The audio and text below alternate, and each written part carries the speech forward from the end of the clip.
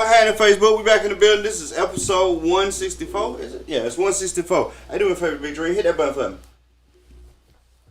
All of them?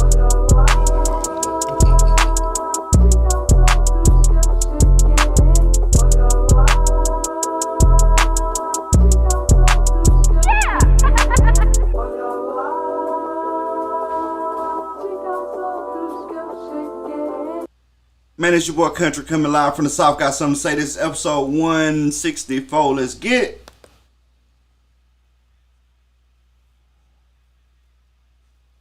Crickets. Man, I wish I still had the cricket button.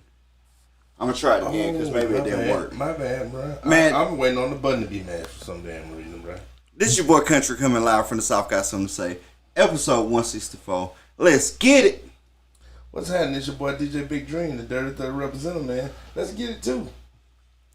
We'd have been on about 45 minutes ago, but DJ Big Dream over here was too busy telling the heavily orchestrated, never duplicated lyrical symphony known as the Eternal One Eternity how he was built like a husband. So, apparently, we ain't sexy no more because we got married and fat. So, what's this? You still ain't told me, like, this vision, like, because you just showed me some buff nigga talking about sexy, and no, he said, no, I ain't gonna be that fine. Yeah, no, no. He was like, he was like, bro, I promise you, by this time next year, I'm gonna be similar to this. And I was like, bro, let's bet it. He was like, bro, let's bet. And I was like, you gonna be similar to that? He said, yes. Damn near that. And I was like, all right, well, we're gonna around a drink. And then I was like, bro, he was like, man, I used to didn't have a stomach at all. He showed me a picture where he didn't have a stomach, but you also ain't get that same body type, right? Right. So I was like, bro, I see you ain't got no stomach, but you ain't the same body type, bro. What you talking about is different. And he was like, bro, I ain't saying I'm gonna be as fine as that guy. And I was like, wait a minute. Wait a minute. Oh.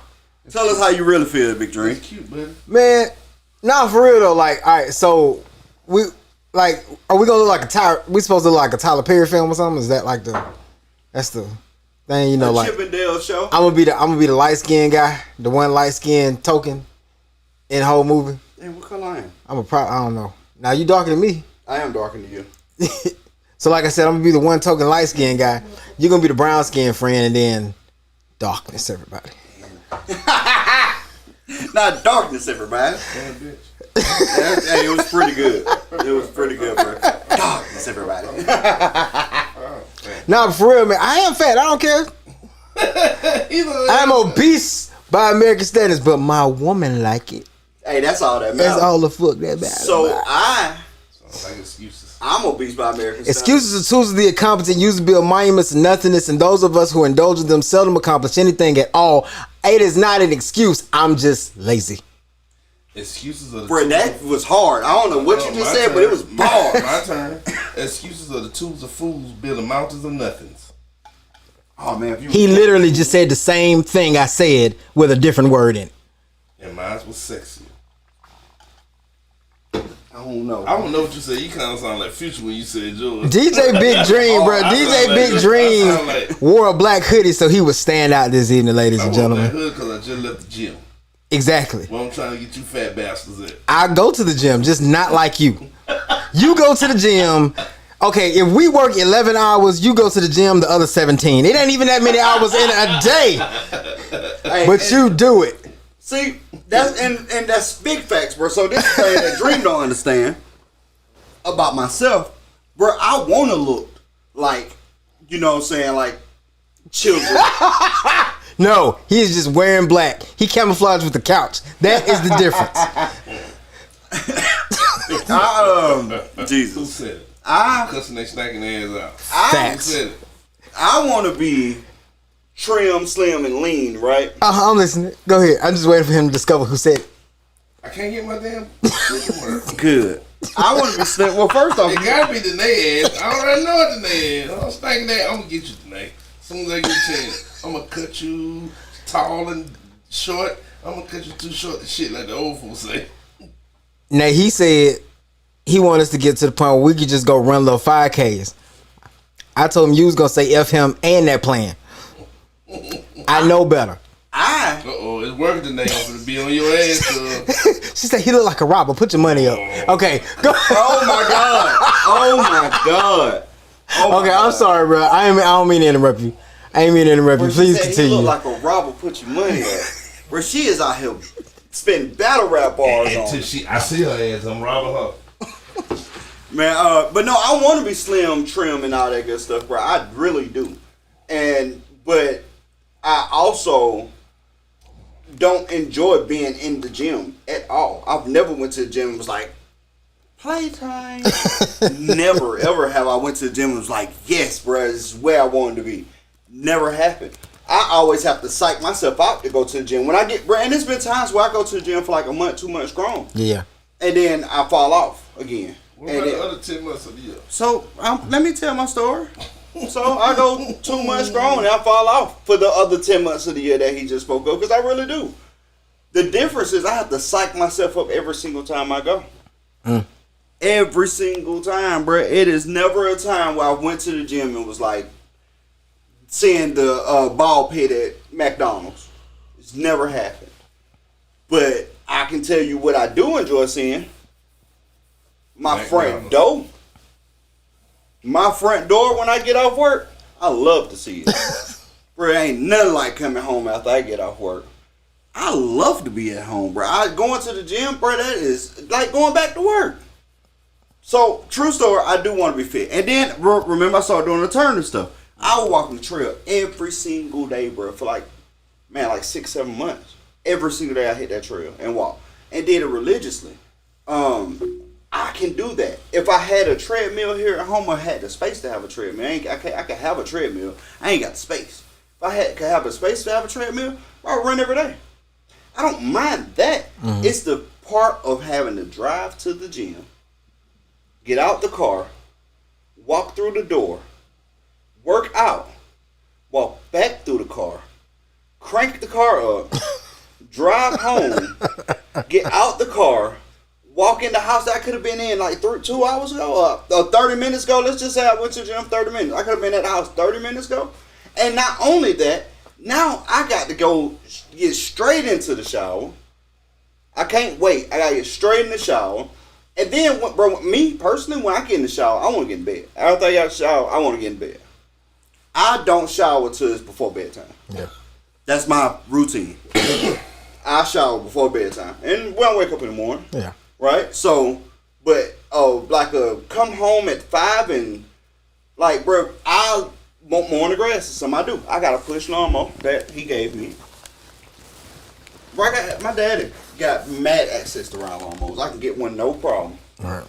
But I like to push the yard because it gives me physical fitness. Right. I like it. Trim hedges, do all that stuff myself. It gives me a workout. I get done, I have to go straight to the shower.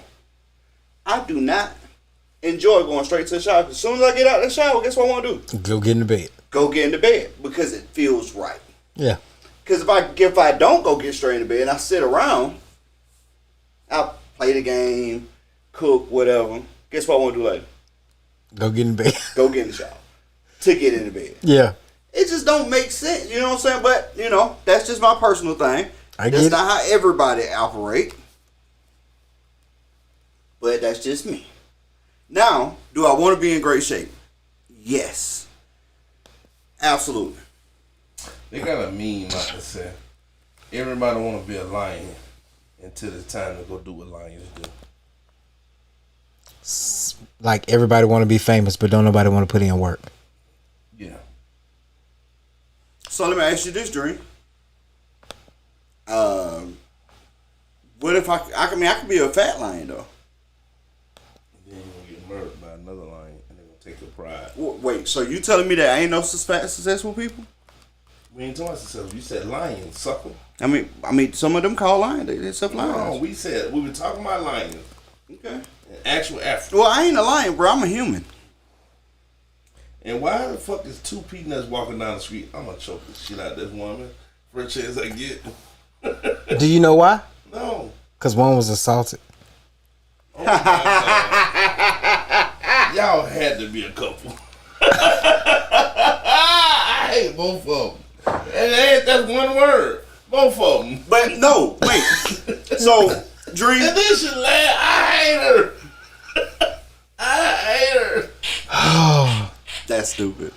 But so before the podcast, we had a podcast. I'm sorry, we be That's kind of so dumb. cute, though, bro. We be kind of dumb. That's so cute, bro. I like it. I love it. I love it, bro. That's so I rock cute. with it. Yeah, I love it. Okay, so you were saying before the podcast, Before the podcast, we had a whole podcast. We had a whole podcast. And it was Dream saying that he had a dream of seeing like all black people like in the gym and fit and in great shape. I'm taking care of their temple, man. And taking care of their temple. So my counter argument was like, hey, I feel you on that, but you kind of contradict yourself because what about the health side of it, right? Not just the physical health. What about the like body health, like the maintenance that you have to take? And he uses the example of my Jeep. He was like, bro, if your Jeep do something weird, bro, you hear your Jeep, you know your Jeep, you can fix your Jeep, so forth, so on. I was like, yeah. And I was like, I also happen to be very mechanically inclined, but I'm not a doctor. Right. And he was like, well, my body is like your Jeep. I know my body. I know when stuff's wrong. I can fix it.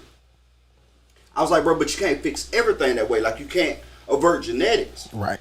Sometimes genetics, you're predisposed to be a part of stuff. And I use blood pressure, for example. And he was like, man, if you're in great shape, your blood pressure low. That's true. But you can be in perfect shape and still have high blood pressure. And I gave him the example. I was like, yeah, if I lose some weight, my blood pressure would for sure go down. Yeah. But the number one cause for my blood pressure to be high is sodium, salt.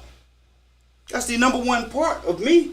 I can 100% see the difference in my blood pressure numbers from a salt heavy day and a non-salt day. Right. I try to keep my days non-salt as possible. Which makes, I stopped adding additional salt to my food a long time ago. I got to that point maybe a year ago. But it's a lot of things that we eat that are already high in sodium. But great that you said that. I love hot dogs, bro. Love a chili cheese dog. Yeah. Do you know what the average hot dog, just the dog itself, sodium level is? I don't. 40% of your daily I was gonna say, I know it's high. One hot dog, 40% of your daily value. I'm talking about if you get a hot dog out the pack, boil it in water, eat it by itself, you get 40% of your salt for the day. Yep. And it does not taste salty. No. It don't. That is the difference, bro. So if that hot pocket you get, you eat one hot pocket, you just ate 40. Mm-hmm. One hot pocket, 40. Doesn't taste salty to do it, but it's 40. Bag of chips, 30. Little bag. I'm talking about the 3 for $1. Mm-hmm. 30. It's that quick to pick up salt. Like most people don't know it. Look, you can cook a whole meal with no salt, but let's say this meal that you're cooking is Alfredo. Guess what cheese got in it? Sodium. High sodium content. Yep. You consume, it's so hard to avoid it, but it's in all our food, and especially in our processed food. Yep. Guess what? This is something else that most people don't know. If you buy that pack of chicken off the shelf and you cook it with no seasoning, and somehow you finish a piece, you consume sodium. Because the preservative found in the meat Yep. is sodium enriched. And it don't taste like nothing. It tastes like something you shouldn't be eating. It's disgusting. That's what the point is, right? So I'm like, bruh, you can be in the perfect shape in the world, but you also got the same temple you're talking about. You got to talk about that side of things. Right. And that's the part that he just, like, will not agree on. Because he feel like he knows his body so well. But the truth is that even if you know your body, you can go to the doctor and they can give you warning that, hey, look, this is going on with you. It's kind of weird. Probably should watch it. Right. And they can prescribe you medicine. You ain't got to take a single pill. You can take that information you learned there and apply it with the same Eastern medicine that you want to use and correct a lot of stuff. But my point to you is that you have to first initiate that first step. Yeah. So I tell him tonight, I was like, Dream, it's been on 3 occasions that we had. So tonight, I was like, bro, your blood pressure high right now. And you're like, man, go get the machine. I was like, bro, I don't feel like it. He's like, you got to. I was like, bro, we done this 3 times, though. And all 3 times, his blood pressure was high. He was like, I'm older. I was like, true. As an older person, it's supposed to be a little higher. But it doesn't supposed to be high. His was high on all 3 occasions. Yeah. That's exaggerating. No, they was high, bro, on all 3 occasions. And now, mind you, you can justify and make that what I'm calling high, not high for you, bro, but it was high on any scale. We can talk about the hereditary scale and our heritage, but on any scale, what you showed was high on all 3 occasions. I've never been to the doctor and they told me it was high. The same profession you talking about. You know why? Because every one of them asks you, hey, do you deal with high blood pressure? And you say no. And they were like, okay, it's a one-off. Because guess what influences blood pressure a lot too? Anxiety. I get doctor anxiety like crazy. Most people do. They assume you have it when you come. Bruh, it took me 3 doctor's trips for them to ask me 3 times, do you normally have high blood pressure? I told them all 3 times no. But that last time I was like, hey, wait a minute. What did my blood pressure say? And it said, this is pretty high. And I was like, well, the last time I was here, they said the same thing. And the time before that, and I was like, I do get shaky before I come here. I don't like doctor's offices. And I was like, I drank a lot of coffee in the morning. Could that affect it? They was like, oh yeah, all these can affect it. But what we're going to do, we're going to set you up another appointment for us just to address your blood pressure. So I set another appointment and went just to address my blood pressure. I know this appointment's coming. I'm preparing for it. I don't drink no coffee. I do a little workouts here and there, get my blood pumping. I'm trying to cheat myself into feeling better about it. And I go to this appointment, guess what they say? Hey man, this kind of high. Hey, this kind of high. You probably need to pay attention to this. So at the first appointment, she say, hey, you need to take these blood pressure pills. They give me the same blood pressure pill my mama take, which is strong blood pressure pill. Not super strong, but strong, for my age. Right. So I get them, and she was like, yeah, you're going to have to take these for the rest of your life. Same person, And I'm like, that's crazy. But I also don't want to die today. So I take them for a while, bro, because my blood pressure was high at the time. I get a new doctor. I go see her. She look at it. She's like, okay, it's kind of high. She's like, you been taking blood pressure? I was like, yeah, I have, but I've been out for like 6 months. Because I had changed doctors. Couldn't get in touch with her no more. I just didn't have any. I've been out for 6 months. She's like, it's kind of high. She's like, what was it before when you was taking those? And I told her. And she was like, I'm looking at you. I got all your measurements. I got your blood work. I got all this stuff. It don't make sense. You shouldn't have this kind of blood pressure. And you know what she did? She gave me a printout. That was her prescription. Her printout. Her prescription was a printout, and it was a diet. It wasn't trying to get slim. It was all about eating healthier. And I changed what I ate. I immediately started changing what I eat. I stopped adding salt to my food. I started watching what I put salt in. If I eat a bunch of salt one day, I may not eat no more that day if I know I went crazy in the morning meal or the late meal. I may not eat no more. You know what I mean? Just because I'm too afraid to run into a bunch of salt again. Because I don't want my blood pressure to get high. And now, I'm good. Don't have to worry about it no more. I check it periodically, but I don't have to worry about it no more. The thing is that conversation did that. I ain't as unhealthy as Dream try to make me out to be. Who said you was after that man? I ain't said nothing. You said it, sucker. But I ain't super healthy either. You should be trying to get me a scroll. No, I ain't trying to give you nothing, bro. I'm trying to get you to get I'm trying to get you to get an annual check. I ain't trying to give you anything. I'm trying to take it away from you. I'm trying to give you an annual checkup, bro. That's literally all I want you to have. It's just one. I check up every time I pull my clothes off. My dick gets super hard. That mean everything working.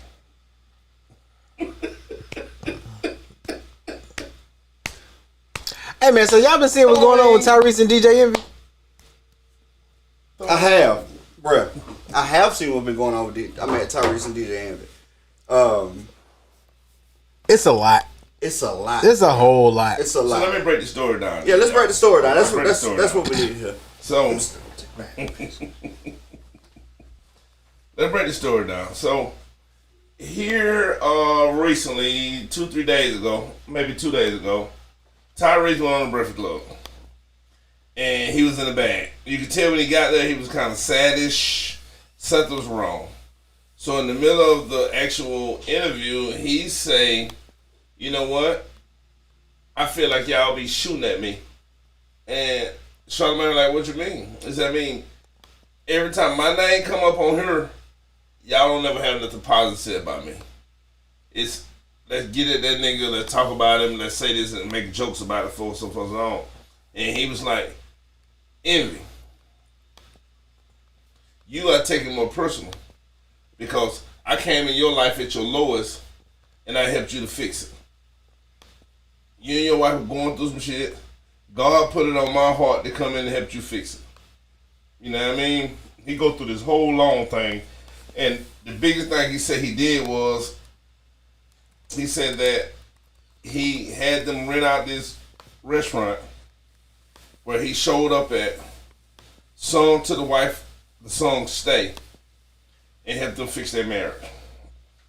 So the problem that he said he had was when he was going through his divorce, he felt like the same people he helped didn't come back to him and help him with his marriage. But instead went on the Breakfast Show and kind of was harsh on him. Yes. Instead of helping me, you had nothing good to say about me going through the same thing you went through when I came in and stepped in and helped you. And then that's when the shit started. So Envy said, hey, let's talk about that then.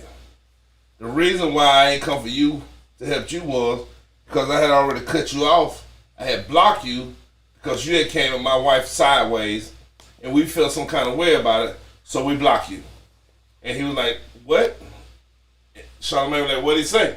But he didn't say then. He said, I ain't want to do that, but what shit you said, I should have boxed your mouth. Which Charlamagne made jokes about. And he was like, you know what I mean? I don't remember saying that to you. You know I was on meds and you know I was on psych medicine that was prescribed to me that I shouldn't have. If I said it, I apologize, but I don't think I said it woo. So that went on for about 15, 20 minutes. They got off the top and went the other way. So then a day later, he fly back to Atlanta and he started going through his Apple, what they call it? His iMessage. iCloud. His cloud. He pulled all the stuff back up. And he's claimed that he never said anything. This Tyrese, he claimed he never said anything to his wife out of the way. He never disrespected her. And they never blocked him like Envy said. So if you never blocked me, I never said that, then you were just saying that because you didn't want to chew the fact that you didn't help me like I helped you when I needed help. So then the next morning, DJ Envy come back again at him and say, you's a fucking lie. I did block you. My wife did block you. We just opened back up communication because I felt like I ain't want to fuck with you. My wife felt more sorry for you because she felt like you had a problem. But you did flirt with my wife. He ain't said like that to start with. He was like, you said stuff to my wife that was straddling boundaries. My wife felt uncomfortable. And woo. So Charlamagne was like, nigga, stop beating around the bush. Say what you gonna say or let it go. So he said, fuck it, call my wife. So he called his wife, and his wife was like, you know, I respect what he did for our relationship because I respect where we at now. So I don't really want to divulge any major information. But he did say things and call me in times like when we was in bed together and make me feel uncomfortable. And TJM was like, you know what? No, say it. She said, I don't want to. That ain't who I am. You know what I mean? That ain't who I am. I don't want to put stuff out there like that. I'm on the radio. That ain't what I do. And he was like, you know, woo. But he called me a liar. He claimed he didn't do this. She said, wait, he did what? He called you a liar? Well, I will say this. He did flirt with me. He did step across boundary that friends shouldn't have did. He should have said stuff. He did say stuff to me that you should never say to a married woman. And I did feel this way. That is why we did what we did. Because we want to remember him the way we remember him when he helped us, not the way he was at that time. So, I mean, it's two different stories being told. One by Tyrese saying he didn't do any of it. And showing what he said was receipts. But his receipts never gave any pertinent information on what they said. It just said that they didn't block him. And even them showing information saying, or they didn't show it, they said information saying, and he said he showed Charlamagne the stuff he said, saying that the one thing that Envy said that did bother me, that no man should never say to any other man, wife, girlfriend, or side chick. if I was your nigga, you never went through that. That was in the text. Mm-hmm. That's lame as fuck. Yeah, I don't respect it. I don't At respect all. it at all. So If I was your nigga, that get your mouth boxed for real. yeah, I hate that. That was a horrible Box turnaround. your mouth? Yeah, What? like, I mean, we boxing. I'm only doing it to your face. Where your mouth at? Honestly, it's such a I weird should say statement. box your chin. So also, I don't like Envy making threats. I don't like Envy making threats to nobody, bro. He do that a lot. He talk like he'll fight a lot, bro. How we know he won't? Cause he done called the police on people a lot of times, bro. I only know once. He did call the police, but he did police-ish. Bro, he done a lot. I don't know one. It's a lot of stuff out there where he got into a little situation and he. I only know gunplay. Wasn't the gunplay the nigga name? Yeah, he threw the feds on gunplay. Yeah. He did. He did that. Then gunplay self-destruct right after that. Yeah, well, it was a part of it, but gunplay moved No, up. gunplay self-destruct on some other shit. Oh, did it? Yeah, we'll talk about that too later. Yeah. But nah, bro. Like he say that a lot, bro. He always talk hard a lot, and then he turn right back around, and you know what I'm saying, be like I'll box your mouth, bro. Come on, dog. Let's be for real. Let's be for real, bro. You don't want to fight anybody, and it's okay, bro. That's okay. You like to be Tyrese, bro. Tyrese is the dark skinned nigga that ain't really a dark skinned nigga. I just don't feel like you should be inviting people to fights if you 100% know you're not gonna do it. That I agree. I don't like that. Like, bro, I ain't inviting nobody to a fight with me. You know why? Because I don't fight. I ain't inviting no fights. So I ain't a fighter. I box a nigga mouth though, Craig. Ugh. It sounds terrible, bro. It sounds like your love for male porn stars. But like I didn't like that part of it for sure. But overall, I want to talk about recap some of the stuff that happened. Thanks. On the Breakfast Club, one thing I did notice is that Tyrese never apologized. Like if somebody told me I did something wrong, I was really under some medication that altered my state, and they told me I did something wrong, and this is your first time addressing me personally, I would apologize to your face. That's something I would. Hey man, I really don't know what I'm talking about. I was on medication at the time, but I don't want to use that excuse. Brian, I'm sorry for disrespecting you and your wife. I would have done that immediately. Right. Immediately. I didn't like and I feel like it could have killed everything. Yeah, I mean, even if it don't, I mean, just the person I am. If I didn't mean to offend you, now some people I do mean to offend, but if I didn't mean to offend you, and I did, and I don't have any recollection of it, or I care enough that I don't want you to feel offended, I'm apologizing. Okay. And just to bite off that real quick, if I offended you and I meant it, I'm gonna stand on that too. Exactly.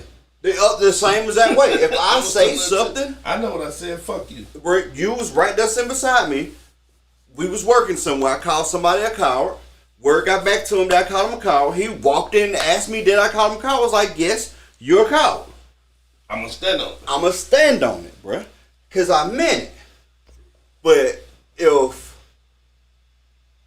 I didn't mean it, I'm a man enough to say that I made a mistake. I'm sorry. I apologize. That's on me. He never did that. Didn't like that part of it. But I also understood where he was coming from. Because if this man did what you say he did for you, we seen Tyrese spiral out of control live. I remember sending messages back and forth like, what is going on with this dude? Right. If y'all had that kind of relationship at one point, even before he said something crazy to her, what was the communication? What was the check-in on? Because I'm going to tell you what a real friend do. And I'm going to use a strange combination. When Kanye first started going off the wall, Dave Chappelle didn't put out no posts. He didn't put out no phone calls. It was video from somebody from Kanye West camp filming Dave Chappelle, who pulled up on him personally to check on him because he was going through something. Because that's what friends do. Yeah. Friends check on friends, bro. If you're going through something, bro, and I know you've done a lot for me, and I call you my brother, my friend. All right. I'm going to come find you or make a phone call to you to check on you to see what's going on, to see if it's something we can help. And it ain't got to be relationship-wise, bro. If I can tell you you're acting out, if you start acting erratic, bro, Right. if you start posting weird stuff, I'm going to call and check on you. Hey, That makes sense. You on your account? Yeah, like, bro, what you doing? Somebody hacked your shit? Yeah, what you doing? Hey, Dream, this don't seem like you, bro. What's going on? When you was doing the TikTok dances, bro, I was like, yeah, he all right. This is who I know. But if Dream start holding money phones and like guns in the video and like standing on top of his charger, bro, you know, trying to rap, I was gonna call him and be like, hey, bro, you good? Thank you, future nigga. Bro, who you think? Bro, you think you one of these new young boys? What's going on? What you going through, fam? What is going on? You know what I'm saying? Like, and you gotta identify that if it's somebody that you rock with. You know what I mean? But so apparently they stopped dealing with him during that time, and then he goes through a divorce, and you showed me grace to step back from me and block me and not talk to me, but you see me going through a divorce now that he say was random. I don't know how true that is, Right. but because Tyreek's been wild. Yeah. But you see him going through a divorce, and then you know you're going to the Breakfast Club to talk about it. If I got any respect for you, which is I don't expect Envy and Charlamagne to have anyway, but if I got any respect for you, I'm going to make that phone call. You know what I mean? Like, hey, bro, how you doing? Just, you know, checking in on you. I know you're going through a hard time, but you know we got to talk about it. Yeah. So pause. There was a part you might have missed. Mm-hmm. So he said that he didn't, because he said that time I didn't have respect for him, but my wife did. She checked on you, and you wanted us to come to Atlanta to shit on your wife for what happened, and we weren't gonna be a part of that. That's why we blocked you and got out of it. Right. He said that. He said I wasn't gonna be a part of this, of that. Right. You know what I mean? If it was getting y'all back together, we would have considered it. But you wanted to shit on her, and we went in on it. I do remember he said that, and I respect him for that as well. But that if that's the case, wait, but he said he blocked her. So see, it's a little discrepancy there, bro. I agree. Because he said he blocked her, and then they went on and janked her. But then he said that they had a conversation where he wanted them to, you know, talk bad about her. Mm-hmm. It had to be a conversation before those two things happened. Right. So he said that came through the group text with him and Charlamagne. He tried to ignore it. But see, And then come straight to him because he had him blocked. True. And I can understand I can understand envy from what Ben was said that was happened. I understand envy feeling some real type of way about it. But see, even in that, at real nigga time, if I feel like you put me in a situation I don't want to be a part of, that's what I'm going to tell you. You feel me? Yeah. Hey, bro. Nah. You know what I mean? Hey, Craig, I understand you're hurt right now. But nah. I don't think that's the move. That's just me. If you want to do it, that's on you. I'm not going to be a part of that, though, fam. Because if that shit come back full circle, I'm going to be the bad guy because I helped you do the bad shit. Mm-hmm. I'm going to get out on that. I'm out, bro. Yeah. Easy to say. And I ain't mad at you. You do what you want to. You're a grown-ass man. I don't think it's a good decision, but I'm not being part of the bad one. But let's move back a little further. Even with the fact that you blocked him over what was allegedly said to his wife. You know what I'm saying? Like, if there's somebody that you did call yourself respecting at one point, first thing I'm gonna do, if this happened to me, if Dream did what was said done to him to me, the first thing I'm gonna do is like, hey, bro, what you got going on? So I'm like, oh, man, what you mean? Nothing, bro. I'm good. Nah, bro, they ain't what I'm talking about. You know what I'm talking about, bro. What's going on, bro? What happened? What happened with this? Why you said what you said? Why you said what you said when you said that? Oh, nah, man, I ain't mean that, but I'm like, bro, it's good. It's good. It's all to the good, bro. Just don't do that. Don't do that. Ever again. Ever. I'm going to check that right out the gate, and then now we can move forward. Ish. And why I say that? Because I'm going to tell you, not only am I going to tell you what I didn't like, I'm going to tell you how it made me feel. And I'm going to tell you the consequences of you doing it again. And it may not be fighting you or killing you, none of that shit, but bro, if you ever step across that line again, this is how I look at you, and this is how I feel you look at me. So we can never be in this place again, because this is your one and only chance because of the respect I have for you. Yep. That makes sense? Yeah, bro, it's a conversation. Like, and the truth be told, bro, Envy been in these situations a couple times where he used to talk to somebody, and then a year later they run into each other and they have a conversation about it, and they be like, "Oh, snap, you got smoke with us. I didn't even know you was mad at us." Right. Desus and Mero. That was a real viral moment for them on the Breakfast Club. Desus and Mero pulled up, and you know Envy do the intro. It's the Breakfast Club with Charlamagne the God, DJ Envy, and Angela Lee, and we got special guests on the show, and he said their name. But this time he said something in dickhead. I remember that. I do remember that. I don't remember that. And they was like, "Oh, what going on, brother?" Yeah. And then Envy got straight to the smoke. Yep. But he was talking real spicy. And then truthfully, you got two of the funniest late night shows with you right now. Funny late night show guys with you right now, where they flamed him up. One of them got a little serious. Envy got serious. Envy ended up getting up and walking out mid-interview. Yep. I ain't never seen that one. Yeah, Envy ended up getting walk out mid-interview. But bro, it happened months prior. The jokes that first off, these dudes are late night comedy jokers, right? Right.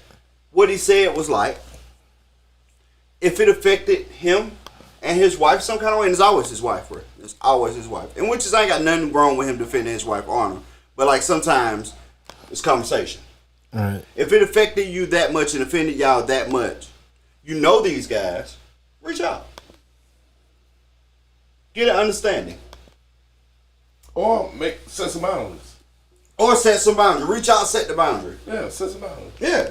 Because if I give you in plain description what I go for and what I won't go for, and you still do it, then I know how to deal with it. I know how to deal with it. You know what I mean? That's period. Kind of like the shit we were talking about before with the carpet. Mm-hmm. I mean, I ain't trying to muscle nobody or strong on the person. I'm going to set some boundaries. And you got to respect them. That's it. Or if you don't respect them. Or you tell me how you feel about me. Or if you don't respect them, then I got to show you how I react. You ask, you know if you don't do this, you're going to get a reaction out of me. Right. It's we ain't got to fight. It ain't got to get nasty. I'm just telling you how I feel and why I feel the way I feel. And if you don't make the necessary adjustments, then something else got to happen. Right. So now fast back forward to Tyrese leaving there and going home and pulling out the receipts, bro. These was the most flimsy receipts I've ever seen in my life. They were super flimsy, bro. These was receipts that you got from Walmart that you forgot in the car and all the writing went away. Damn. Bro, he showed the text messages where he showed, now mind you, he's showing the text message thread from him to Envy's wife. None Envy. Not a group chat, but it's just him and Envy's wife, him and Gia. And it's him sending her messages, like 5 messages, then her response one time. And then him sending her like 10, 20 messages, no response. And then her response one time. And then he's sending like, "Oh, this is my new family." Sending like 4 or 5 pictures of his new car. And she was like, "Don't respond." And he was like, "I sent that because I know they're into that car stuff. Because you know Envy do the car show." But you sent it to his wife. Then he sent her a beach resort. And she was like, island he was thinking about buying. Oh, an island he was thinking about buying. And she was like, absolutely beautiful. And then from that point, he texts 20 more times and no response. Them flimsy messages, bro. And it's weird. And it's super weird because why are you just talking He to like this man? like literally like a serial texter. Yeah. And she said something else that was scary. She said that I started feeling some type of way when he was starting to demand my time and attention. Yeah, I heard that part too. That's weird. That is weird. And when I didn't give him the time and attention, he seemed to get aggressive and mad at me for not being there for him when he wanted me. Mm-hmm. That's really weird. Very weird weird activity, bro. Hey, bro, that is not your woman. Wife. I wish. You know what? and exactly. I mean, you feel exactly the way any man should feel. And even if it's not their wife, just his old lady. Right. You know what I mean? I mean, first off, even in the car business, if a couple walk in, and I'm coming out because I'm a finance manager, so I always come out last to meet this couple. I always try to address the man first. If it's Mr. and Mr. Customer, I try to always go Mr. Customer first, even if she the only person on the deal. Hey, Mr. Customer, how you doing? I am such and such. I'll be your such and such. Hey, Miss such and such. Like, you're the only person on this loan. Let's go. But I always try to go to the man first because I just think it's weird to go shake the woman hand first. If a man with him. You know what I mean? Because that's just culture. You address the man, not his woman. Bruh, I want none of my friends to be closer to my girl than me. That seems weird. That just seems weird. I can see To be that. closer to my girl than you is with me, and you was my friend first. Weird. Yeah. Yeah. Weird. I'm checking both of y'all. What the fuck is so funny? No, I mean, You know what I mean? I'm talking about shit in the bed laughing. What the fuck is so funny? You talking Kevin Hart? I'm gonna beat that little nigga up. You know what I mean? What the fuck? like, why he texting you? Can he give me some tickets? Yeah, I mean, no, I don't want no goddamn tickets because you already laughing. You know what I mean? It just, there's no sense of me going through her to get to you. You're right. If I just got your wife's number recently Yeah. because I needed it for something, True. and I asked you, You did. and I'm still gonna go through you to get to her. Cause it's weird unless it's a surprise for you. Right. You know what I'm saying? Right. Unless it's me and her plotting something against you or for you. Right. You know what I mean? Right, I'm right. gonna go through you to get to her. Hey, this is what I got going on, bro. Tell your wife. Yeah. Yeah. It's just weird for me to say, hey, look, hey, this is what I got going on. Tell my friend. The fuck? That sound weird, don't it? Yeah, it do. It do. You know what I mean? They said it only makes this case worse. Men and women overstepping other people relationships too much. It make them want to fight so bad. Facts. See what else we got here. His receipts was horrible. You know what I mean? And I'm sure he didn't give us the ones that she felt uncomfortable with. Yeah. You know what I mean? All he told us in Tyree's messages of receipts, all he proved to us was that they both didn't block him in 17. That's really all it proved. Yep. Even said, I blocked you. My wife felt sorry for you, so she kept texting you for a while. Mm-hmm. And then she eventually blocked you. Yeah. It proved none of the stuff that he said was a lie. Ariel said, I felt some type of way about coming out saying anything along the lines of I saved your marriage. If you helped a friend, you helped a friend. But I doubt singing a song saved anything. They still had to do the work. I agree with that. So I do too. But in Tyreek's defense on that was, he said that he never said anything about it until they made a book about it. They wrote a book saying that Tyrese did it.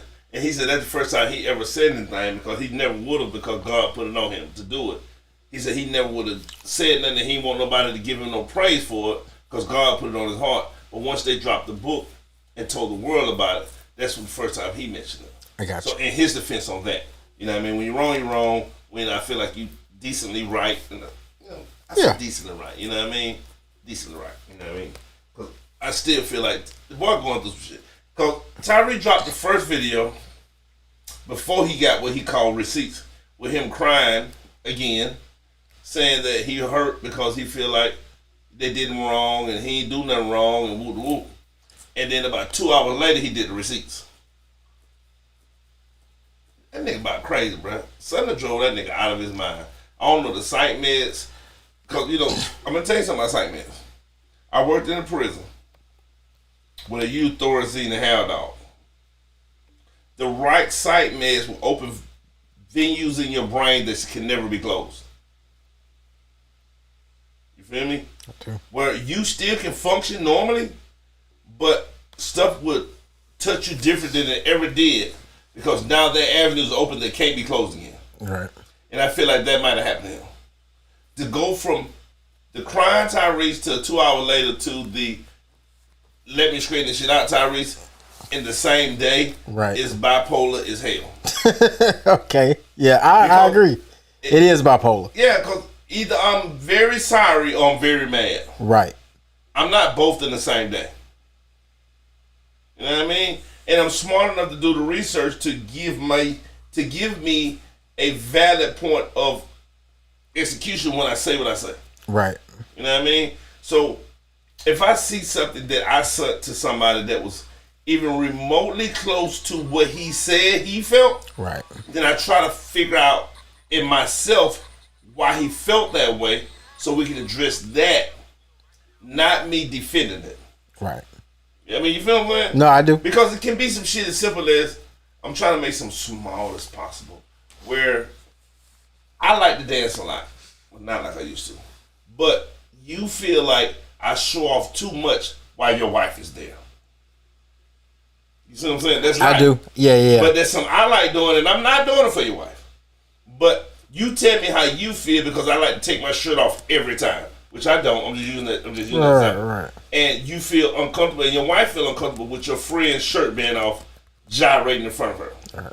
So in that instance, I'm gonna say, you know what?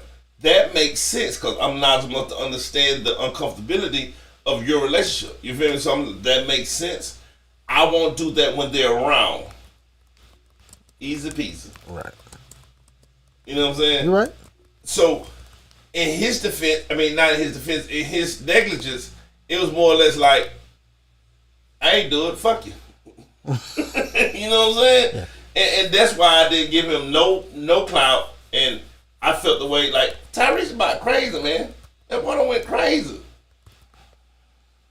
He definitely got some stuff going on with him that just need to be addressed. Mm-hmm.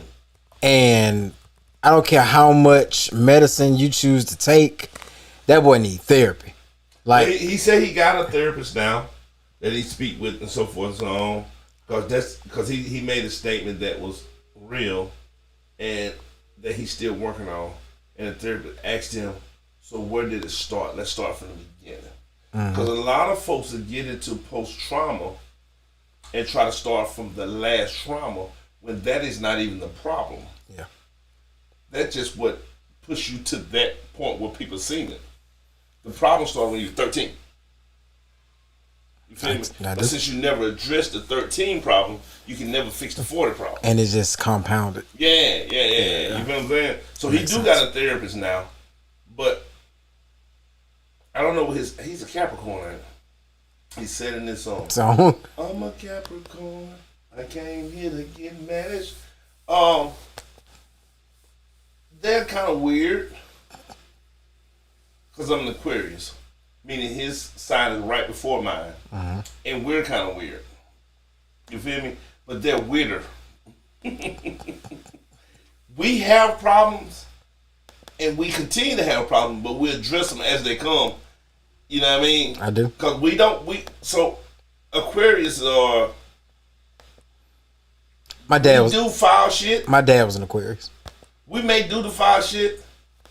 It may take us a while to understand the foul shit we did, but when we do, we address it. Capricorn do the foul shit, and they, I don't want to say cover up. Erica say, "Hello, Dream. I'm a Capricorn."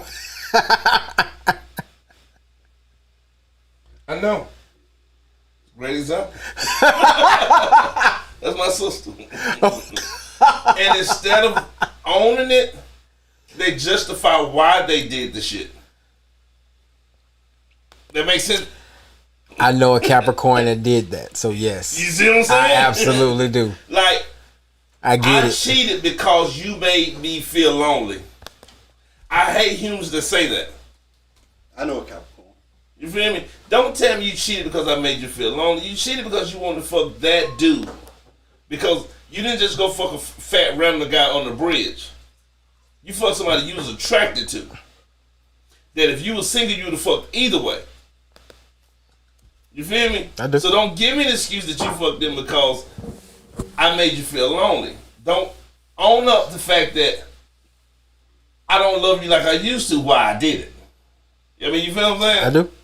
That's different between a Capricorn and Aquarius. We just say, Aquarius be like, now what? Have you heard me say that? Specifically, them words. Okay, now what? I fucked up. I'm on the other side of both of y'all. I'm on the other side of both of them. Yeah. I'm posse. Now you see she laughing. Because she know I ain't lying. That's my sister. Okay. Ramses are married last night. She's a Rothschild. Her name is Erica Rothschild. She's 100% a Rothschild. She's 100% a Capricorn. 100% a Rothschild. Bruh. So, before we get out of here, I got a topic that I wanted to bring to y'all. And it's a little different from what we normally do. We like different. But we always try to bring fresh stuff. And I want our audience members to comment on this too. Tell us your situations. Tell us the stuff that you've run into. But essentially is this. So we had a supporter of the show write us in and basically wanted to ask us what was a scenario that was so extremely outside of your control that you couldn't do anything but laugh about it. So the example that they sent in was that they had been without power since Saturday morning because they had a semi-serious house fire and the circuit breaker had caught on fire. It said the electricians had been going back and forth trying to get the job done, and the one day that everything was going to work out was today. And it stormed for like 6 hours. And luckily, they just basically thugged it out and got it done so they could get them some power. But 4 days without power, rough. Especially after a semi-house fire. Super rough, bro. And I say, you know, I thought about it earlier. And you want to talk about just some kind of like laugh to keep from crying stuff, bro? Like, it almost feel like that's what's going on in my house right now. You know what I mean? Like being in the process of trying to get stuff fixed. Right. And it seemed like Murphy's Law, bro. Anything that can go wrong will go wrong. But luckily, you know, you be blessed in certain positions where it allows you to at least start making them steps. So I'm going to ask y'all, what's the situation that you've been in that you just didn't have no control over? And at that point, you was just like, I got to laugh to keep from crying. Bruh, for me, I think a large percentage of my like regular day-to-day basis is that where I just laugh to keep from like, I get, bro, what is going on? Right. Because I think a lot of stuff happen on a day-to-day basis, bro. But you know, I got something to say about that. I'm gonna let Dream go and I'm gonna swing back around to it. Okay. Do that. Okay. So I'm gonna go ahead and say it, bro. Yeah. I listened to wasn't Fallon. It was I think it was Stephen Colbert. But he said something where he was getting interviewed. They asked him and said, man, I want to ask you about this thing that you said. Somebody asked you, what was the most memorable moments of your life? What made you who you is? What do you appreciate the most? And he said, the bad times. He was like when my mom died and when I found out this happened or my friend, this happened to them. And like, it was so mind blowing. Like people was like, what? Why is that the most, why you cherish them the most? And he was like, without the pain, you can't appreciate the good. And the pain is what make us who we is. It's part of the human life cycle, right? Right. The measure of being human is having the ups and downs and the hard times and having the great times. If you just lived and it was all great times, right, you'll take it for granted. He was like, the human experience is a roller coaster and it should be enjoyed, even the bad stuff. And I thought that was profound. So it's impossible to have a rainbow without rain. For sure.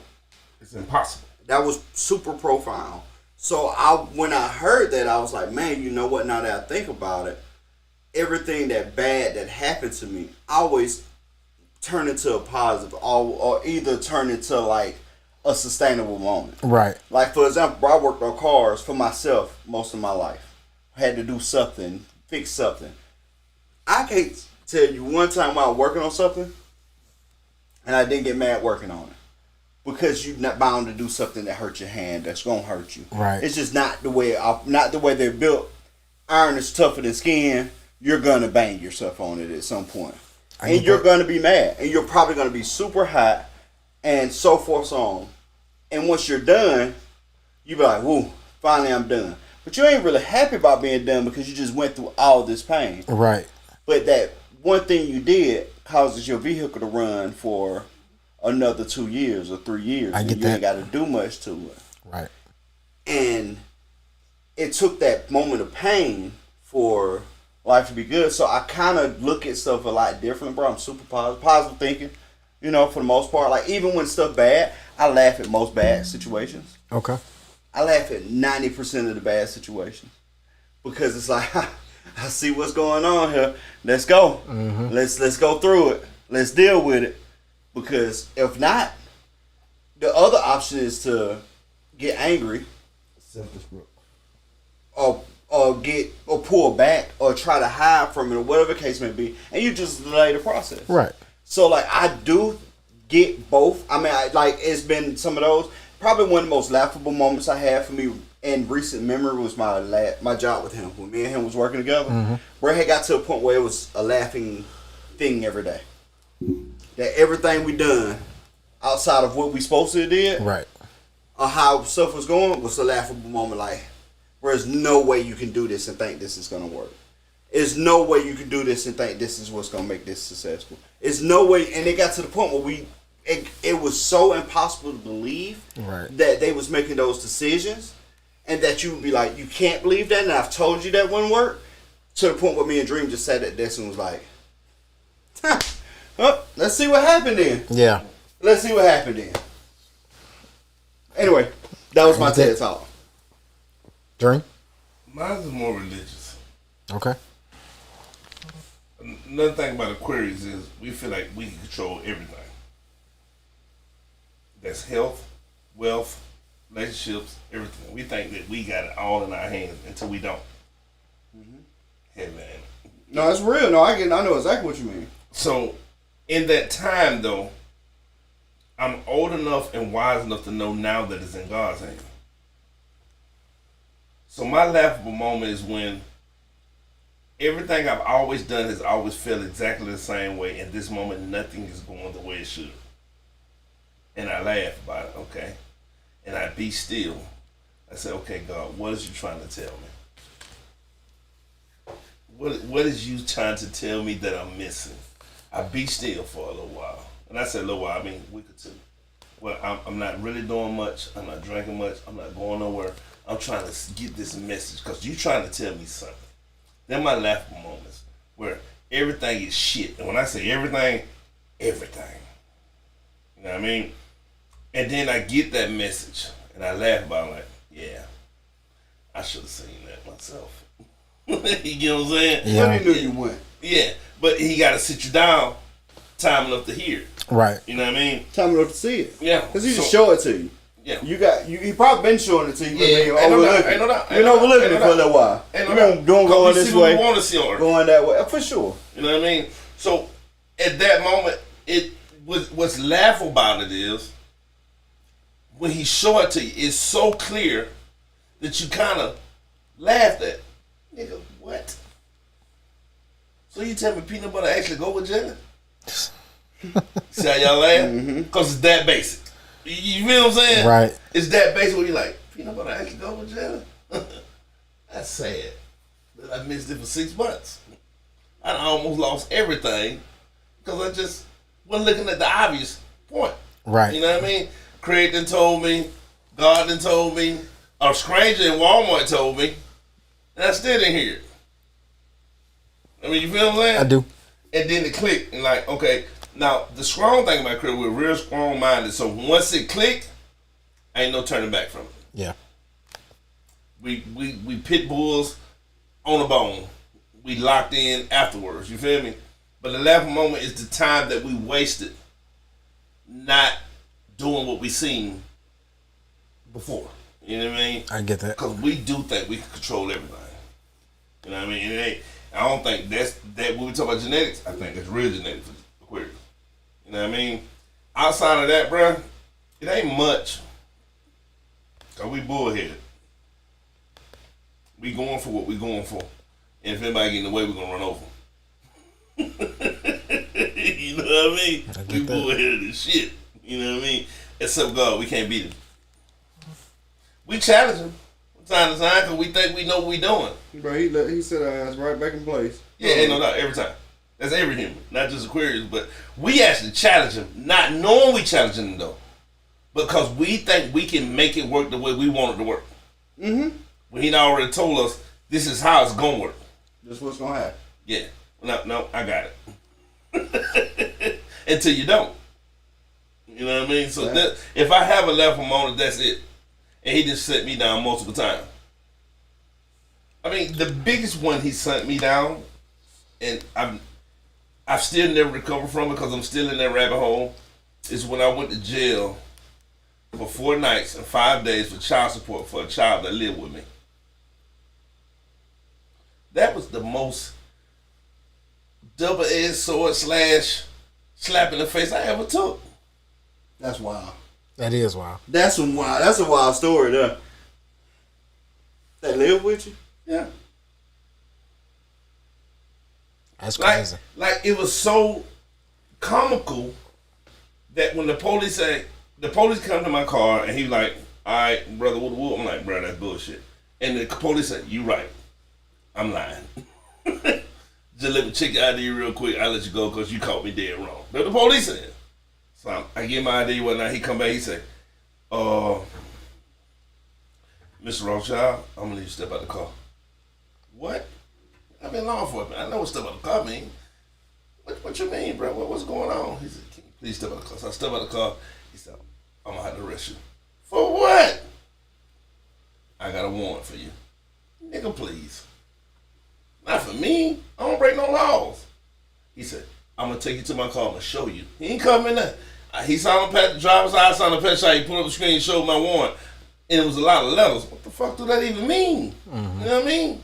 And he said, I think that's child support. Nigga, all my kids live in my house with me. You know what I'm saying? At the time, I only had 3 kids and they all live in my house. You serious? He's like, yeah. And I understand you may not be telling no lie. But because the warrant here, I can't let you go.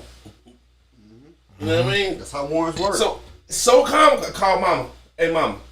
Cause my car was I'm on side of it. You know what's crazy? What? If he let you go, he automatically got to write a Lewin law ticket. Yes. That's the only way to justify let me go. Yep. Mm-hmm. So I called my mama. I said, hey, mama. She said, what's up, boy? Where you at? I said, I'm headed towards your job. She said, where you at there? So I'm side of the road. You broke down? No. Oh, the police got me. What's going on? They been taking me to jail. Boy, stop playing with me. Hung up. The police look like, I'm trying to tell you, I don't get no trouble. Mama, she said, hello? Boy, stop playing with me. I'm trying to finish my shift. Mom, I'm finna go. Hold on. Hello, this is Mr. Rothschild. Who is this? This is the police. What is going on? Now she gonna see you. Yeah. I gotta take your son to jail. For what? What did he do? Child support. Child support? All these kids live with him. He just told me that. You know what I mean? And not so you think you go to jail to get right out because it's a mistake. I went to jail on a Saturday. I ain't get to see the judge until Monday, and she took my bond up. Yeah, child support don't normally let you get out either. Yeah, she took my bond up. Yeah, they know like, what? Child support. I think they started letting you off child support after COVID, but before that, you used to have to sit. Yeah, until your court hearing. Just like bro, if you get caught with if you got a what was it? What was it? Not suspend the license. They'll let you off for that. It was the second time you got caught with a suspended license, not the first. The second time. If you got caught with a suspended license twice, you had to see the court. Like a suspended license ticket is mandatory ticket, but you can bond out. Yeah. But the second time you have one, it's mandatory to make you stay to see the court. And it's the same way it used to be for child support. Because they feel like you've been dodging child support for so long. Yeah. Now you have to hold you so you can see the court about what's going on. It used to be like, it ain't like that no more, bro. Don't nothing hold you in jail no more. Not for real unless you get like a real felony type charge. Well, it got to be a violent. It be a violent felony type crime. Or either like a high interest crime. You know what I mean? Like where got compound stuff and they've been really looking for you for a while, then they can hold you. But like, they don't hold people for much anymore. So, go to jail. First night, I'm still in my boy head. It is what it is. Second night, my mama like, what you want me to do? I'm like, just go stay at my house. I should be out Monday. So then Monday come, the judge say, fuck you. You stand in jail forever. For child support, man. You know what I'm saying? So then I call my mom on Monday and tell her, hey, look, pack all my stuff in the U-Haul because I ain't going to be home for a long time. I can't pay the rent, so forth and on. She's like, nigga, you tripping. We finna get you out. I'm like, nah, I'm not going with the launch. Judge said, you know what I'm saying? So, but in this time, I'm reading the Bible that's sending me down a path that I have yet to come out of. I learned what it put me at in jail, put me in a place where I learned more about the Bible than I had in my entire life. He had time. He made you have time. Yeah, and he made me see something that I never knew to look for. Let me ask you this though. Right after that, you got off child support, didn't you? Yeah. Like immediately after that, you was completely off child support. So I went to court on a Tuesday. They released me. I had a new court date. Which is funny is the DA tried to handle me like a real deadbeat. He really hammered me. But the lady who do the child support shit, I can't think what they called them, you feel me, had already put a letter in there. And when he get to the end, he see the letter, he like, wait, I'm sorry. Hey, judge, come here. He showed her that, and then he called me back up there, he apologized, and they let me leave. You know what I mean? So I had to come back to court in 6 months, but I had to process it in Brew instead of Baminette. And Brew was so far behind, they ain't got to me yet. You got caught in Scammer County. Yeah. So I showed her that I did everything she told me to do, and she kicked all that shit out and threw all that shit away and the whole nine. You know what I mean? Mm-hmm. But I still got my message in that. That's all God wanted was the message. Now, if I not get in there, get that message, the child support may stick. Bro, I'm gonna tell you something crazy. I never known him to be on child support, so I knew he got right off. Yeah. You never told me you had child support issues. I had them before that too, but I paid it, so it wasn't an issue. Bro, you paid them for the little while you was on child support. Mm-hmm. I don't child support on that, bro. You paid 18. You paid 18 years. No, I was on child support from 4 till 16, so 12 years. For your oldest? Yeah. That's when she started. She lived with you. When she started living with you? She moved back in to me when she was 15. 15 16. Okay. Soon as she moved back in with you stopped paying. No, I paid for another 2 years. For another year or two, yeah. Yeah, while she was living with me. But then she... And then I finally stopped because of most stuff, because of that. Mm-hmm. And we agreed to stop together. But then she was like, I guess she couldn't not want the money no more. So then she went and filed a new claim for back time. Even though she been living with me now for 2 years. Did she get back time? No, but that's why I went to jail though. Wow. Okay. I knew it was but at crazy. the time, she was 17 and a half. She graduated in 6 months, too. That's I mean, crazy. bro, the only reason why I can say that, bro, because we was just talking before the show tonight that we've been knowing each other for a lot longer than we thought we have. And, like, all my whole life, bro, I've always known your kids to be with you. Yeah. Like, bro, this was the day I knew Dream was a decent human, bro. I pulled up to his house, and you know how R. Kelly used to get his hair braided on the steps? He was sitting on the steps braiding his daughter's hair, one by one. And not just braiding the hair, he was putting weave in their head.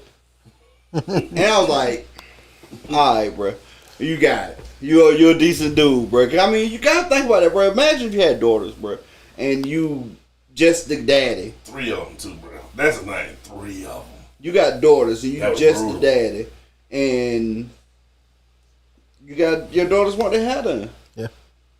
It ain't a want. They had to go to school Monday. True. You know what I mean? That's part of it. Yeah. And that's always how I looked at it. I mean, if they gotta go to school Monday, their hair gotta be dead Sunday. That's it. And then we can go drink and have fun as boys. But I gotta get them straight for Monday. What I'm talking about, bro? You know what it is? I don't know any other man that can braid to the scalp. He said it all the way through to the scalp. I don't know no man that can braid to the scalp except Dream. You ever seen Dream fingers? Like like he got fingernails, but his fingers are round. Like the tip of his finger is round, is the nail on top of it, bro. Like he can't even grip nothing. He you got. know what's weird though? You seen everything everywhere all at once? Hey, Yeah. Erica, you still in? If you still in, Erica, check in real quick. You seen Everything Everywhere All at Once? In that movie, it's the scene where they got here, everybody got hot Erica. dog wings. Yeah. That's what his hands look like. All right, look. There you go. I didn't even get to ask. I just do her hair when she was a little girl. I was jumping to say, hey, ask her. I just do her hair when she was a little girl. Bro, I'm gonna tell you I was that. 5 years old doing her hair as a baby at 1. Bro, when I pulled the ball, like, all right, he'll stand up. I wanted my little sisters to be normal and be decent. My mama worked a lot. I was the oldest, so I used to do their hair when I was little. Bro, that's stand. Hey, I don't care how. She said, "Yep." I don't care how you slice it, bro. That stand up guy stuff. I've been bro. doing hair since I was 5. I ain't. Bro, it ain't even That about. sound crazy though. It ain't even about that, bro. It's the fact that like. I mean, I know a bunch of dudes that wouldn't even imagine to do that, bro. I just looked at it like it's something I needed to do. Yeah, bro. It was a stand up moment, bro. I was And like, we all gonna right. walk out, and Yeah, we gonna just walk down the street. I want my sisters to be nice, so I do my sister's hair. I've been able to do hair. I don't know if I can now. I did have my kids grown. You know what I mean? But Ask at your, the time, what's your oldest daughter name? Kira. Ask Kira, let you do her hair. Kira, cut you out. Kira doing her hair now. That's the thing. Kira, cut you out. One day it started like this. True story. I was like tired and whoop, and I'm like, Sissy. At the time, Asia was still wearing little baby shit because she was a baby. And every time we knock Sissy out, you know what I mean? So I'm like, Sissy, come on, and I'm tired. And Kira said, Dad, I got it. You got what? I knocked Sissy out for you. And she had did her own hair. Because Kira had told me about 2 or 3 years before that. I don't know why this. I'm gonna tell y'all a story that y'all don't know. I did Kira hair one day. She was 9-ish. I want to say between 8 and 12. And she said, I said, what? She said, I don't want bow rest no more. The fuck that mean?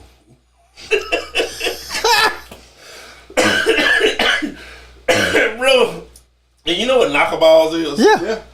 When she told me that, it hurt my soul, the fact that my daughter was actually growing up. That's my first child to ever tell me that, bro. It's funny to hear you call them knockaballs because I grew up hearing them called clackerballs. Yeah. Same thing, but yeah. Well, we from there with knuckleball. Yeah, bro. When she told me that, it hurt my soul. funny, though. Yeah. That my baby feel like she too grown to wear bow rest and that. You feel me? What the fuck you mean? I started smacking down. She said, I can fix my hair. And originally she started doing it. It looked a little rough, but she got better in weeks. You know what I mean? So now we 2-3 years down the line, and I'm finna do Cece hair, and she say, Dad, I knocked Cece out for you. You tired. Get you some rest. I got it. I went and took me a shower, got myself together and come out. She was done already. I'm like, not too bad. It's a little fuzzy in the fur, but I'm going to go with that. You know what I mean? So she started doing Cece hair. Cece got a little older. She started doing Asian hair. I was free. You know what I'm saying? Yeah. I ain't know how to act. You Yeah. know what I mean? And then I took advantage of it. You know what I mean? I took advantage of it. But bro, that was the craziest night. Kira told me that. I'm just saying, bro. Like it was a moment. Like it's a moment of realization, bro. You ever dealt with somebody, and then you having a conversation, or like they do something that's like, all right, this person's solid. Yeah. I mean that happens. I think that happens often. Yeah. And that was like that moment for me, like, cause our dream wasn't me and him got 30 years between us in age. So, so when I met Dream, I was younger than him. Right. Like, bro, he was. You know, and this when we was kids. She said he never wanted me to look any kind of way. He was DJ Big Dream. Yeah, he was DJ Big Dream. I'm high school kid. You know what I mean? My cousin was running with him, and I met him weightlifting and whatnot, and he was trying to kill people. And Like he trying to do us now? yeah, like he trying okay, cool. to kill people. And him and his brother boxing in the bushes. Another story for another day. Boxing in the bushes. It was a whole bunch of weird stuff. Now mind you, this in the hood. I grew up on a farm, bro. Like we live on a farm, right? Mm-hmm. We go to his house. It's the hood. Cool. We used to the hood where the rest of our family live in the hood, bro. We just happen to live on the farm family side of stuff. You know what I mean? mind you, don't believe the hype. No less difficult, bruh. In the hood, you got more freedom, but you might get shot at. On the farm, you might have to shoot the motherfucker. On the farm, you work 3 times as hard. You ain't got no freedom, and you might get kicked by a cow and die. Same scenarios, bro. Just different settings. I'm not getting kicked by no cows. I'm horrified, bro. They rough. I'm horrified of anything bigger than me. Oh man, I spent too many years doing that. But anyway, I mean, we worked out every day too, bro. We had to lift 200 pounds of watermelon every day. Yeah. Before school. But so we go over there, and there's a lot of weird stuff going on. Him and his brother boxing in the bushes. Now his brother, my age, a little bit younger than me. But bigger than everybody there. But bigger than everybody there. Him and his brother boxing in the bushes. And not like boxing on some, they mad at each other. Right. This was like a sparring match without like any kind of protective gear or cage or ring or officiators or safety. Just nothing. Just there. You know what safety was? 911 if some bad shit happened. Oh shit. If some bad shit happened, just call the ambulance. You feel me? Like, bro, he had no. So I'm like, bro, it's a little wild out here, but we chill now. We here. You feel me? And you know, we started hanging around him. I started going over there with him. And then we pulled him one day, and he was braiding his kid's hair. And we was supposed to be going to do something. We think, bro, we used to turn up like crazy back then. We finna go do something. And he was like, bro, I got to finish this hair first. I'm like, that's solid. That's solid, bro. You can't write it no other way. Solid. I don't know no dude that do that. In my lifetime, I never heard that story or seen that story anywhere else in the world. True story. I had Cease and Angels at my house tonight, Kira one there. And they hair was breaking real bad on the ends. So I said I'm gonna wash and condition it and do a hot oil treatment on them to condition the hair so it won't be so brittle. So I knocked out both of them, which take a period of time to wash. I double wash them, then condition it, then hot oil treat both of them, then do it, then tie it down. When I get through, they would both sleep in my bed. All right, so hairdresser Dream. You finna tell us the whole. I sent a picture and put on Facebook. I'm like, finally done. Double shampoo, condition, hot oil treatment. My baby's in bed for school tomorrow. So somebody made a joke about it on the Facebook. And Slick Stan say, don't let that shit fool you. Nigga beat your ass with hot oil, with pink oil moisturizer on his hand. Facts. Facts. Big facts. Big facts. That's funny. Your ass with pink oil moisturizer on his hand. Dude, nobody use pink oil moisturizer. I was gonna say, I don't even know if they still make pink oil Bro, let me moisturizer. tell you, pink oil moisturizer is some of the best smelling stuff on the world, bro. Hey, I just thought about it when I said Pink it. oil moisturizer smell like black women in success. It just do. 'Cause that's what you do. Greatness, bro. I didn't even think about it until after I said it, bro. That's funny. Pink oil moisturizer. I ain't seen that in a long time. I ain't heard that in a long time. They still make Crown though. The red can with the silver top with the crown on it. Yeah, yep. They still make it. Bro, they still make Crown. They still make Blue Magic. I'm sure they still make I pink. got Blue Magic in the house. What you talking about? I still use Blue Magic and petroleum jelly. Bro. Petroleum jelly is the closest thing to wave grease that's not wave grease because it's so damn thick. It is. Bro, you remember Crown? Yeah. Bro, In the red. In the red can with the silver top. So Crown was the first Blue Magic. Bruh, Crown was, bruh, a can of Got Crown. that pomade. It'll last your ass 10 years, boy. Bruh, a can of Crown. They would use that to moisturize your hair, to flat iron your hair, and to knock the ash off your face and elbows. One can. You used to put that shit on your elbows and ankles. Everywhere, bro. Man, your mama throw that shit on you so quick. Here, boy, put that on your elbows, your ankles. You greasy? I'm almost positive the same shit they used in boxing back in the day. To It was stop Crown? swelling and stop bleeding. It's probably Crown. I bet it is, bro. Here. Here. You good. I'm almost positive that's the same thing they used to stop That's bleeding. funny. Big facts, bro. Oh, shit. I'm gonna go buy me a can of Crown if they sell it. Y'all stupid. I don't know. I'm gonna cook with it. I was just gonna say, You probably can. I don't know what I'm gonna do with it, bro, but I'm gonna get me a can of Crown, bro. Keep your can in the cabinet, man. Just in case. You never in case know you what fall might and hurt happen. yourself. Yeah, Rub bro. it on the wound. right down that ankle. You could probably throw that can at an intruder's head and it would knock him out. And it would save you, bro. It's so much. Bro, crown is a staple. Bro. Multi-purpose. It came in the same kind of cardboard that's on the biscuits that you pop. Yeah. It's the same kind of cardboard they make the crown can out of. That's funny. Straight up, bro. Anyway, man, I think we done had enough fun and reminiscing tonight, man. You got us a quote to take us out of here? Yeah, man. Abbas Kiarostami once said a work of art doesn't exist outside the perception of the audience. That is a big fact. Big fact. Big fact. So, I mean, we love y'all, man. We do, man. Soft got something to say. Except for tonight. I don't love you no more. Whew. I love you. Smoke on the building. I'm on the way home. I'm coming with him. Kick your ass. Hey, man, this been the Soft got something to say, episode 164. And Eternity gonna whoop your ass if you try to whoop his woman ass. We out. You got a point. I'm put my fat on.